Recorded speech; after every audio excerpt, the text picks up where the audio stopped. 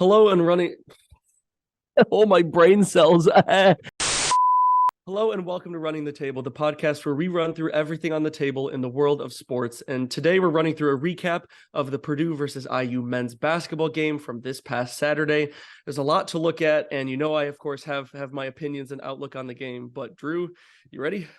Should have been on College game day. Let's run it, baby. Yeah, tell me about it. But Saturday, February 4th, number 1 Purdue travels to number 21 Indiana, and ends up with a final score of Purdue 74, Indiana 79.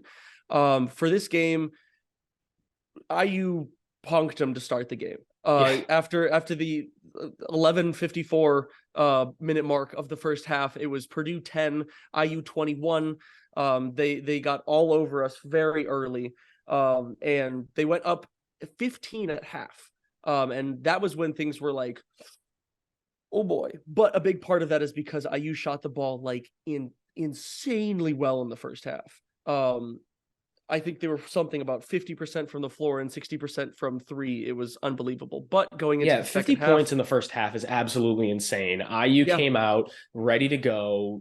Assembly Hall was rocking. And absolutely, I'll get into that later because that was definitely a factor in the game. But putting up 50 at the half is definitely impressive. Purdue was just able to get their act together, rally the boys, and absolutely storm back in the second half and make it a really close competitive game.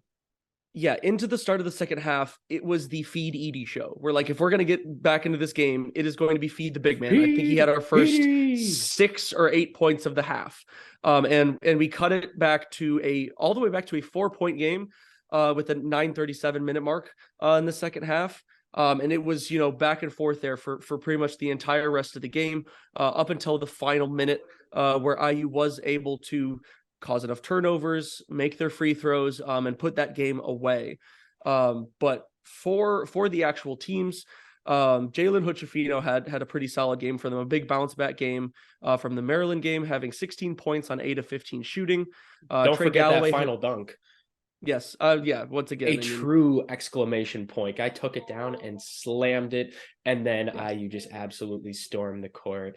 It was the battle of the stars, though. The two biggest names in the game, Trayce Jackson-Davis and Zach Edey. And we'll do a separate episode comparing those two because those are two of the nation's best. There's debate about who's better, TJD or Edey, like national player of the year conversation. Different players that it's so hard to actually compare. Exactly. It's gonna be a fun comparison, but for right now, we're just gonna stick to the game. I mean, like you said, like feed Zach Edey. I mean, out of Purdue's 74 points, Zach Edey had almost half of them. 33 points on 15 of 19 shooting. I give him a hell of a lot of credit. He was unbelievably efficient despite them knowing full well that we were going to go through him at every opportunity, basically, especially when we were trying to get back in the game. He was also massive on the glass. Guy had a double-double if you just count his offensive boards. Offensive rebounds, 10 offensive rebounds, 18 total. Like, that guy is a game changer. And Edey and TJD were clashing all game. Like, there were some possessions where TJD would go down, give him a move and dunk the ball. And then Edey would come right back, catch it in the post, give you a little jump hook. And then TJD would do some fancy post move, put it up. And then Edey would come back down and dunk the ball. It was must-see TV in the second half. I mean, it was absolute insanity. And for Trayce Jackson-Davis, he wasn't nearly as efficient as Edey was. He had 25 points on 9 of 19 shooting. What was really key for him was 7 for 9 from the free throw line, because free throws can be up and down for him. But 7 rebounds, and of course, I mean, we've come to know him as a premier shot blocker. He had 5 blocks. Yeah, you better call the SWAT team because Trayce Jackson-Davis was hosting a block party, and everybody on Purdue was invited. 100% no exception. That was 100% knew that was coming, though. I mean, once again, he can block shots against anybody in the country. It doesn't matter really who's coming up against him. But yeah, those two going at each other was absolutely unreal. I will say on the defensive end, we actually did try to avoid keeping Edey defensively on Trayce Jackson-Davis as much as we could to try to keep Edey out of foul trouble. That didn't work though. That didn't work very well. Yeah, It didn't work very well in the first half because part of no. what led Indiana to that 15-point deficit at the half was Zach Edey Edey did have getting to into come foul out a trouble. couple of different times. Yeah, Yes. he got his second foul with like 3 or 4 minutes left in the first half, and then he had to sit the rest of the half. I mean, IU was in foul trouble themselves, but they kept their starters out there and they didn't get burned by it. Matt Painter really didn't want to take any chances. And can you blame him? Because Zach Edey kind of was the offense. Yeah, for a good portion of the game, that is absolutely true. And one of the things that for me personally, that of course I want to highlight about the game is sometimes in some of these college basketball videos, I'll pull a little Mike Hackett out of me. Turnovers and free throws. Absolute game changer in this game. I have never seen. Shout out Munster varsity basketball, baby. You know it. But there was probably one other game this season where Purdue shot that poorly from the free throw line. They shot 58.8%. I believe they left 7 points at the free throw line. And of course, that ends up being huge down the stretch. And I also found that it was crazy the fact that they were still in the game while doubling Indiana's turnovers. Yeah, leaving 7 points at the free throw line, you make those 7 free throws, Purdue wins the game, and it's and the I mean, end you of could the also game, say that about some of the free looks, throws that IU left at the free throw line as well. It can well, go the end both of the ways, game looks a lot different, but just looking at that free throw percentage and how ugly it is, and I'm like, geez, am I watching Butler basketball? Because that's something that my Butler Bulldogs do. We are horrendous from the free throw line. Yeah. You expect the number 1 team in the nation to be a lot better, and yeah, that was something that stuck out to me right away when IU absolutely jumped on them. Forcing turnovers was the name of the game. Yeah. In the first half, a big part of the reason why IU shot the ball as well as they did is because they were getting very easy shots for a good portion of them. First of all, they were getting in transition a lot, dunks, layups, open threes in transition.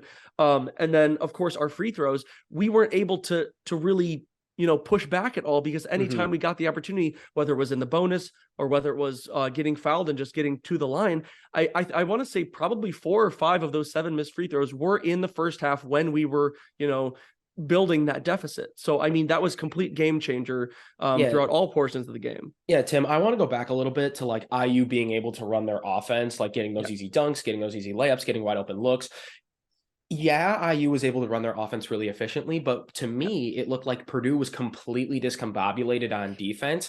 And there were a whole lot of rotations that were just absolutely god awful. I like single-handedly think that is due to how loud Assembly Hall was. They packed it. It was full. And the way that stadium is designed with that arch curve, it keeps the floor, the sound down on the floor. It kind of rattles it back down, And if you're not used to it, you can't hear a darn thing. So communication was almost impossible on Purdue and Indiana. Like that's their home floor. Like they're used to playing in that environment. So like the sixth man being the IU fans, I, without a doubt, like think that has something to do with it. And credit to Indiana fans, like, absolutely, to show up for your team like that and be rowdy from start to finish.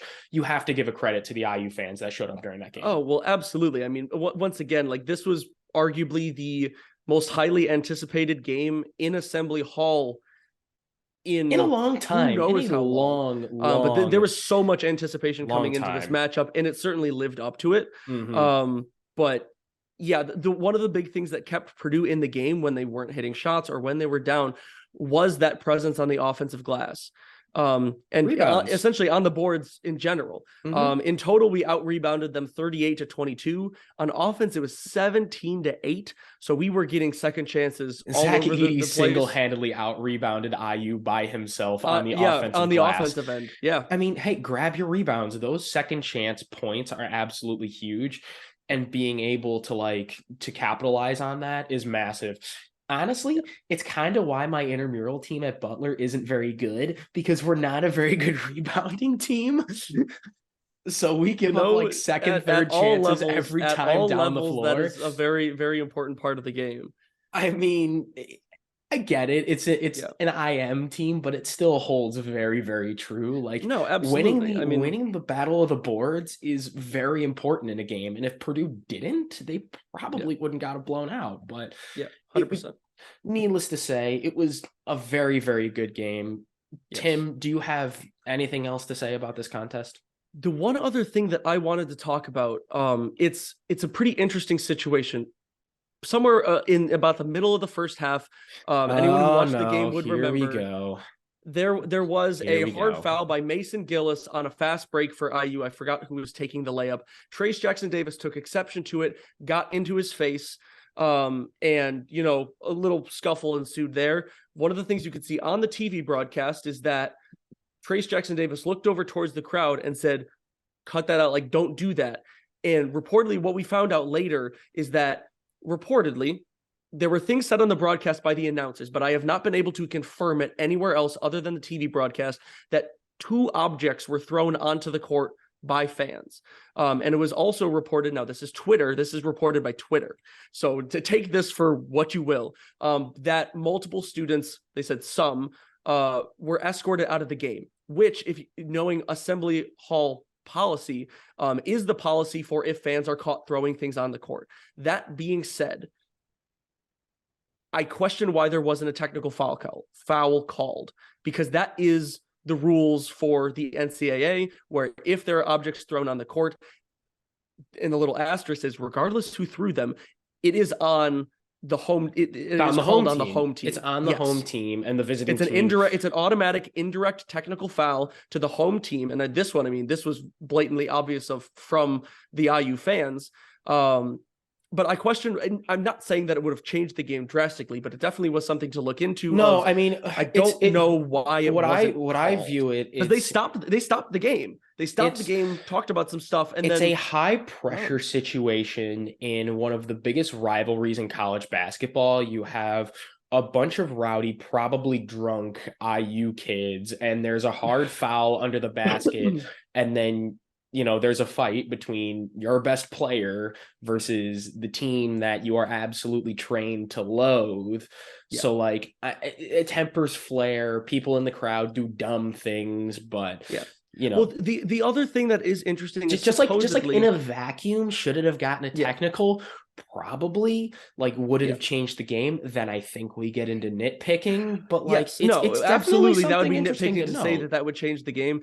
But yes, one of the other things that was essentially, you know, reported, but none of this is confirmed because there's not a whole lot. Nobody's making articles on it or anything. But supposedly, IU students or IU fans were warned about throwing objects on the court before the game, because this also happened at the game last year at Assembly Hall. There was an object thrown on the court. There was not a technical foul called. Yeah, Tim, so and if I can find those, happened. If I can find those tweets, I'll throw them up. You know. Yeah. But you know, it's definitely interesting. You know, obviously there's so much happening in that game. It was an absolute, even from you know, I would say fans on both sides were having heart attacks in the up and downs of who had the momentum. But it was a fantastic game to watch.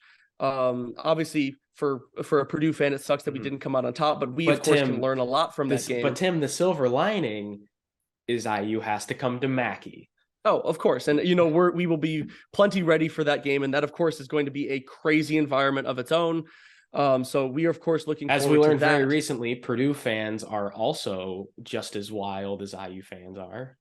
Yes, there's we have plenty of interesting ones on our own. But for now, that is going to be all for us today. We have plenty of NFL playoffs content here on the channel, as well as I'm going to keep running through the Big Ten teams and my boom bust or believable breakdowns. But we are also, of course, going to cover some comparisons with the TJD and Zach Edey. So expect to see that here soon. Yes, but if you like what you see from us, like and subscribe. And until next time, we out. Peace. Come to Mackey. See what happens.